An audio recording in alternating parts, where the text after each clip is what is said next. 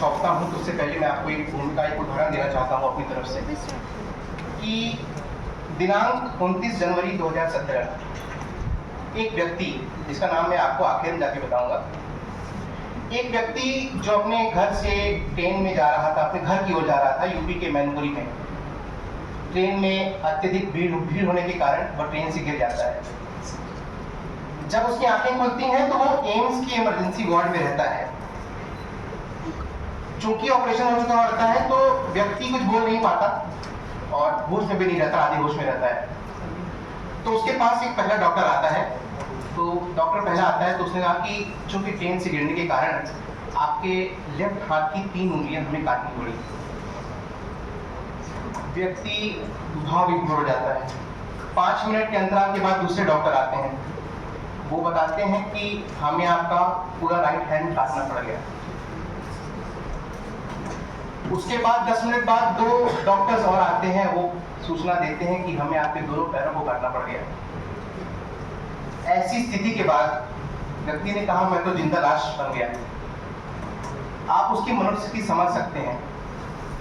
उस वार्ड में उसकी माँ आती हैं। फिर वो देखते ही पहले तो कुछ काटती हैं कि कुछ नहीं हुआ, पर जब कपड़ा उसके अपने बेटे के ऊपर से वो हटाती हैं, देखती हैं तो तुरंत बेहोश हो जाती हैं। सामाजिक भाषा में कहूँ तो लोगों ने उसे कहा कि आप डिसेबल हो गए हैं प्योरली, अब आप कुछ नहीं कर सकते। हालांकि डॉक्टर्स ने मोटिवेशनल वीडियोस दिखाए, बताया कि बहुत कुछ आप कर सकते हैं, बहुत चीजें कर सकते हैं। उसने कहा कि मेरे पास सिर्फ लेफ्ट हाथ की 2 उंगलियां बची हैं, मैं इससे क्या कर सकता हूँ, कुछ नहीं कर सकता। व्यक्ति को अस्पताल में एक आदमी मिलता है जो उनको सलाह देता है कि आप जेएनयू जाइए। तो जेएनयू को जाते हैं, परीक्षा देते हैं, पर उसमें वो उत्तीर्ण नहीं होते।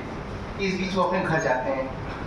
घर जाने में 10-15 दिन के अंतराल के बाद उनके बड़े भाई की एक्सीडेंट में मृत्यु हो जाती है। माँ आर्थिक स्थिति घर की अच्छी नहीं थी क्योंकि पिताजी दर्जी थे और माँ हाउसवाइफ थी। ऐसी स्थिति में, ऐसी मनोस्थिति में जिसमें व्यक्ति के पास दोनों पैर नहीं है, राइट हाथ नहीं है, 2 उंगलियां हैं, फिर उसका निकल नहीं रहा है, जेएनयू में एंट्रेंस मिला नहीं और भाई की भी एक्सीडेंट मृत्यु हो गई थी, तो घर की माली हालत बड़ी खराब थी। वो बताते हैं कि पिताजी सुबह से शाम तक वेट करते थे कि किसी का कुर्ता फटे तो मेरे पास वो सिलवाने के लिए आए, तब मैं सब्जी खरीद के रात में मेरे यहाँ सब्जी बने। ऐसे डिसेबल की कहानी मैं आपको आज बता रहा हूँ। फिर वो जाते हैं और जेएनयू के इतिहास में सिर्फ एक बार ऐसा हुआ है कि एंट्रेंस टेस्ट 2 बार हुआ है। 3 महीने का अंतराल था, उन्होंने अपने जोर शोर से उनको पढ़ा, एंट्रेंस उन्होंने क्वालिफाई किया। पहला प्री दिया, नहीं दिया। यूपीएससी का पहला प्री हुआ, नहीं हुआ। फिर भी वो लाइब्रेरी जाते थे, पढ़ते रहे। व्हील चेयर में उनको बहुत सारा ताना, आपको बताने की जरूरत नहीं है कितना अवमानना सहनी पड़ती है समाज से अगर आप डिसेबल होते हो, और एक तरह से दृश्य आप में देखने को मिलता है।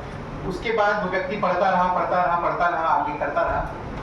तो ये स्टोरी थी ऑल इंडिया रैंक 917 हासिल करने वाले आईएएस सूरज तिवारी।